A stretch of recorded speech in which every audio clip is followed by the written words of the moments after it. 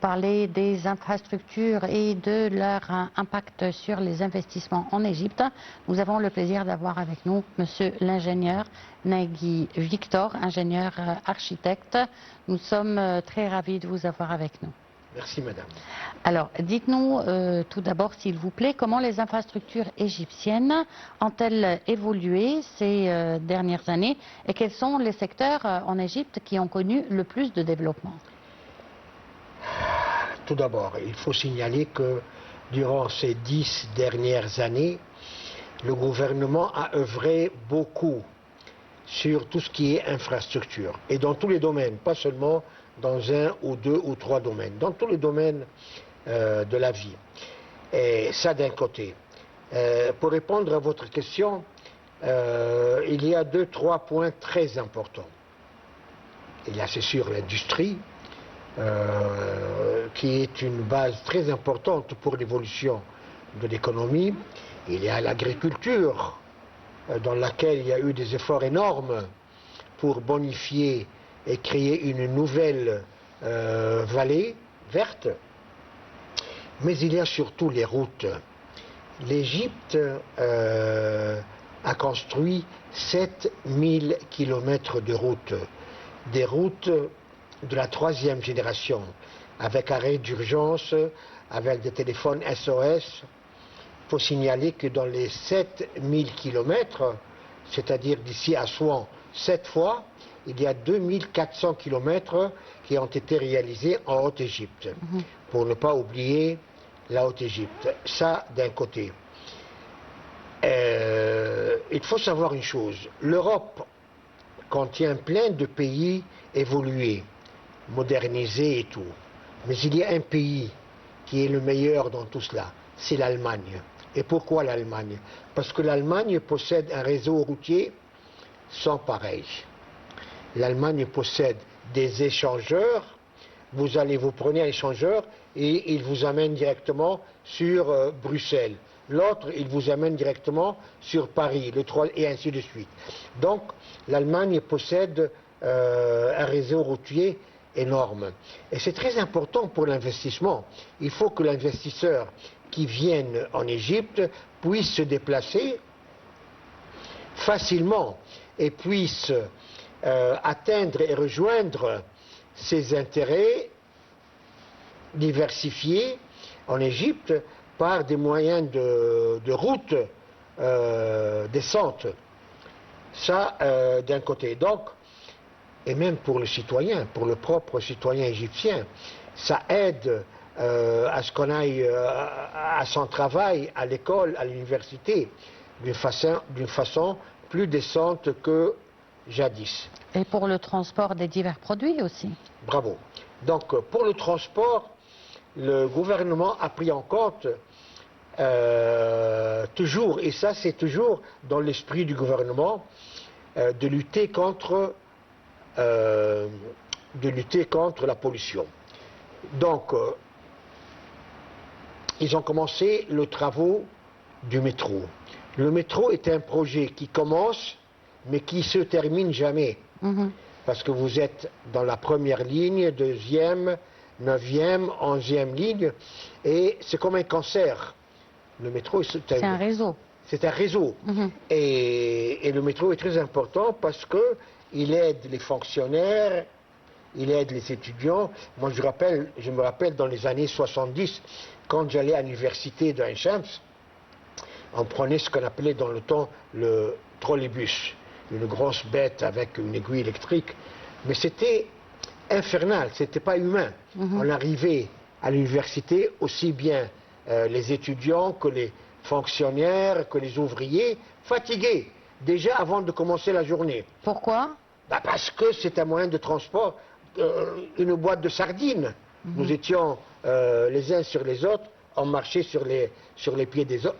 Donc c'était pas du tout décent ni humain. Maintenant on a le métro, qui est un moyen de transport très important, propre, rapide, respectable. Ça d'un côté. Mais est-ce qu'on a la culture en Égypte d'utiliser les transports publics? Par exemple, je vous donne l'exemple de l'Europe, par exemple. En Europe, tout le monde, même les ministres, utilisent les transports publics. Oui.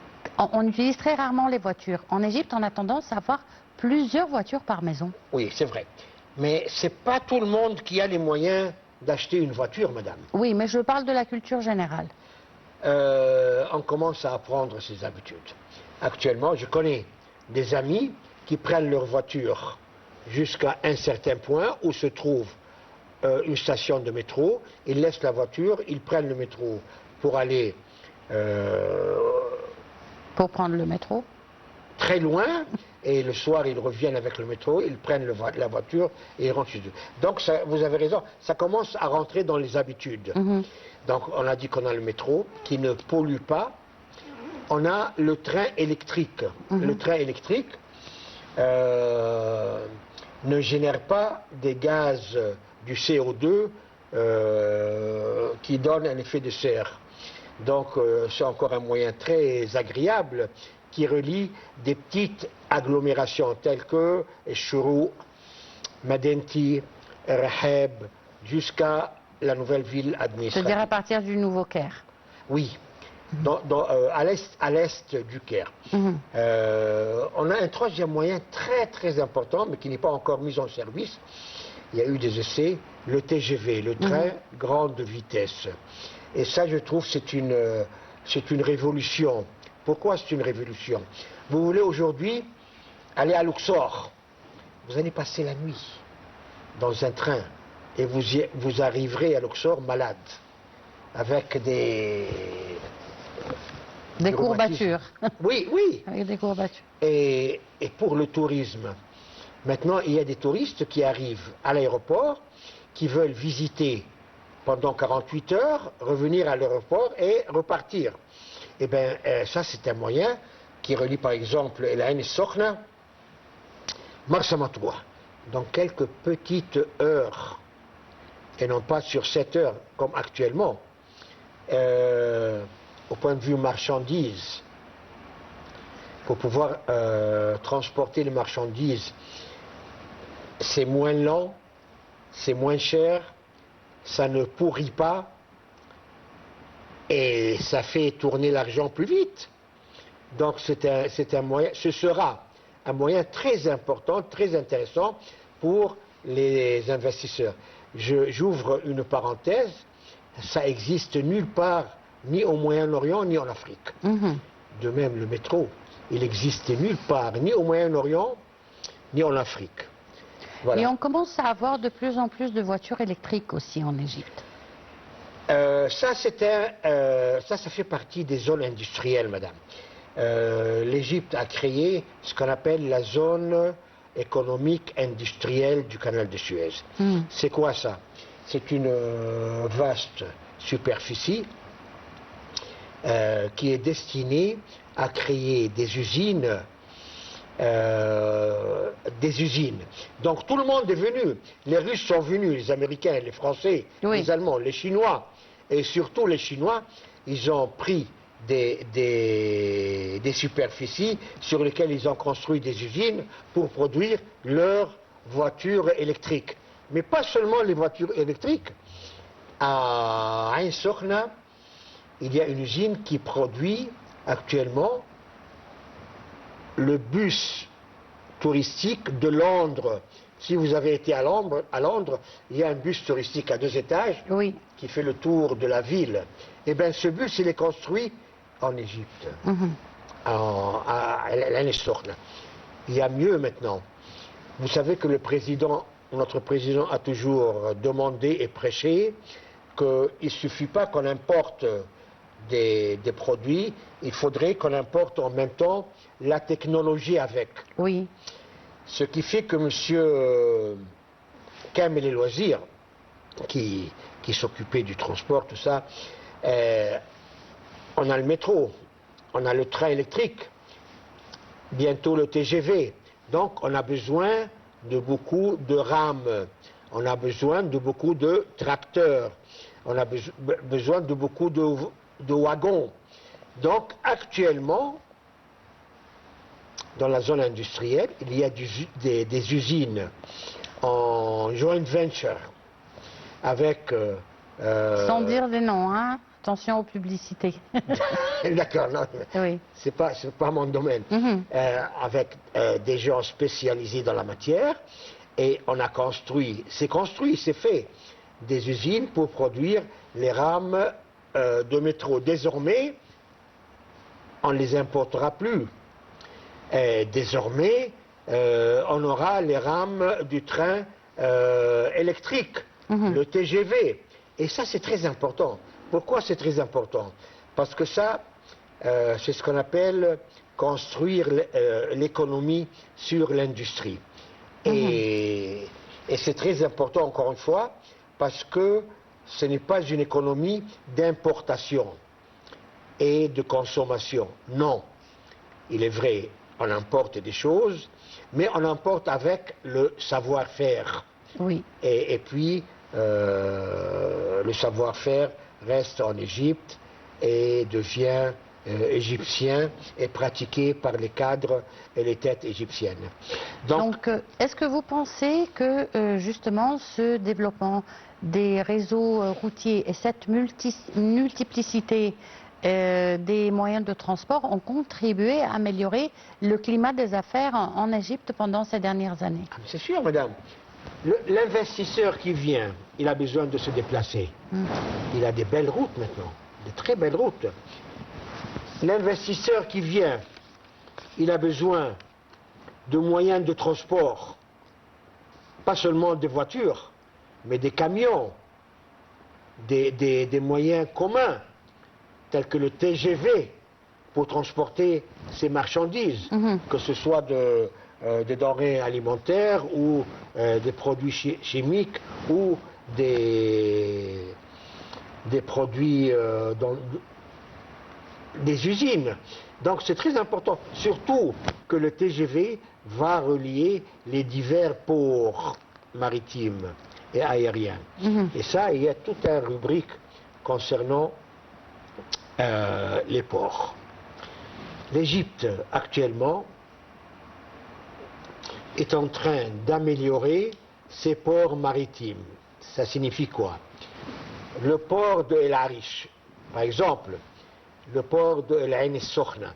Ces deux ports, actuellement, reçoivent une réhabilitation complète et sont équipés de moyens de manutention très modernes, entre portiques et grues. Et en même temps, ces ports, ils ont des quais plus longs. Et ces quais peuvent recevoir actuellement les grands bateaux, les porte-conteneurs. Les porte-conteneurs, c'est, on dirait, un immeuble qui nage sur l'eau. Et ça, c'est très important. L'Égypte, à El Arish, vous savez, une très grande partie des aides alimentaires qui arrivent aux Palestiniens à Gaza, ils arrivent maintenant au port d'El Arish. Et de ce port, ils sont transportés vers le passage à Rafah. Bon, pour revenir au climat des affaires, ces réseaux routiers et ces infrastructures, etc., ont attiré quel type d'investisseur? Un investisseur local ou international? Les deux, mais nous on cherche surtout l'investisseur étranger. Alors, je peux vous assurer qu'on a maintenant des investisseurs dans le domaine de la voiture, on a des investisseurs dans le domaine de l'énergie verte, et permettez-moi d'expliquer cela. L'Égypte s'oriente de plus en plus vers l'énergie verte. Pourquoi? Pour ne pas dépendre tout le temps de l'énergie fossile. Nous, on voit avec toute la crise causée par le détroit d'Ormuz, plusieurs pays, ils ont compris, ils ont appris la leçon et maintenant se dirigent vers la production d'hydrogène vert et d'ammoniac. Donc l'Égypte, avec les Émirats arabes unis, avec la Chine et les Indes et d'autres pays. Il y a des usines actuellement qui sont construites pour produire l'hydrogène vert. L'hydrogène vert qui est produit à travers ce qu'on appelle électrolyse. Donc l'eau est composée de molécules d'oxygène et de molécules d'hydrogène. Et en passant le courant électrique dans l'eau, on arrive à séparer ces molécules et on récupère l'hydrogène, qui s'appelle hydrogène vert, à condition que le courant électrique qui passe dans l'eau provient d'une source d'électricité renouvelable. On récupère l'hydrogène et après, qu'est-ce qu'on en fait? On le stocke. Et ça, c'est encore un problème. Très bonne question. Là, on arrive à récupérer. Mais cet hydrogène devrait être stocké dans des batteries pour faire fonctionner les voitures, dans des batteries pour faire fonctionner les poids lourds, dans des réserves pour faire fonctionner les bateaux, ce qui n'est pas encore le cas. C'est-à-dire que nous ne sommes pas encore arrivés à des solutions de stockage? Non. Et c'est ça la recherche actuelle. Comment stocker cette énergie et la rendre utilisable dans les moyens de transport? Pourquoi dans le monde, personne n'est parvenu à stocker l'hydrogène jusqu'aujourd'hui? Je ne veux pas m'avancer sur quelque chose que je ne connais pas. Mais peut-être, ou sûrement, il y en a qui ont réussi à le faire, mais on n'a pas entendu parler de ça ici en Égypte. On produit, c'est sûr que cette production doit aller quelque part. Bien sûr. Comment, je ne pourrais pas vous répondre actuellement. Mais j'ai entendu dire qu'ils sont en train de faire des recherches pour créer des batteries qui fonctionnent à l'hydrogène vert. Justement, monsieur l'ingénieur, est-ce que, ou dans quelle mesure ces infrastructures ont favorisé la création de nouveaux secteurs de travail et de développement? Voilà. Comme celui de l'hydrogène, par exemple. Ça, c'est certainement un nouveau secteur. C'est sûr. Je vais vous dire, madame, notre pays possède des cadres et des cerveaux et des universités qui nous produisent une jeunesse instruite et de plus en plus ouverte à des nouvelles secteurs. Voilà, et inventions. Et pour répondre à votre question, l'Égypte s'est dirigée vers le numérique. Et actuellement, c'est très très important. Le numérique, c'est quoi le numérique? C'est relier l'Égypte, relier les divers gouvernorats par des centrales. Et dans ces centrales, il y a des dizaines, voire même des centaines d'ordinateurs,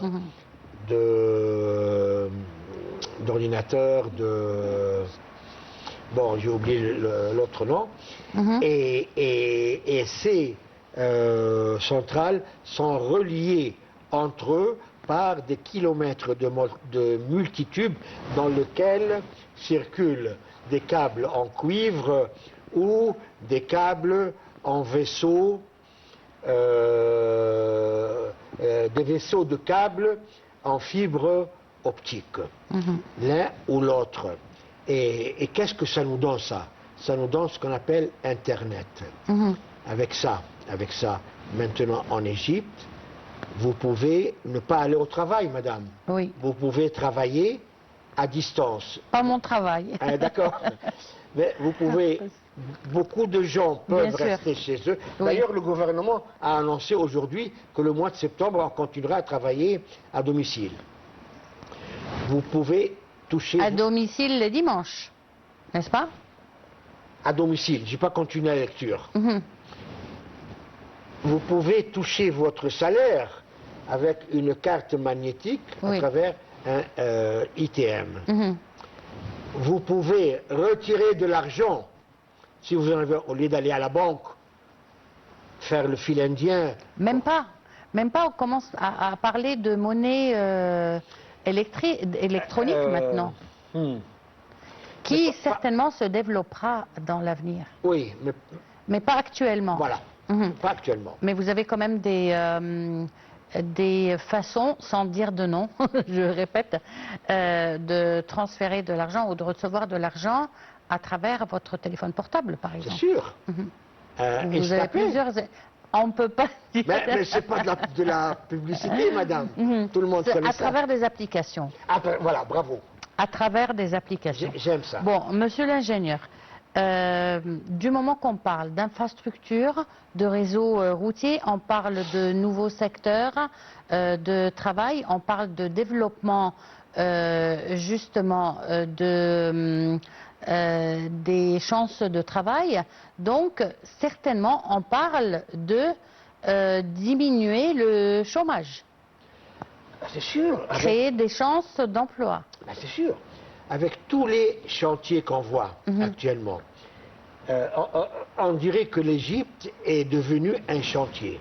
Vous prenez votre voiture, vous allez n'importe où, il y a des bâtiments qui sortent de la terre, il y a une route qui se construit, il y a des ponts qui se font, et partout.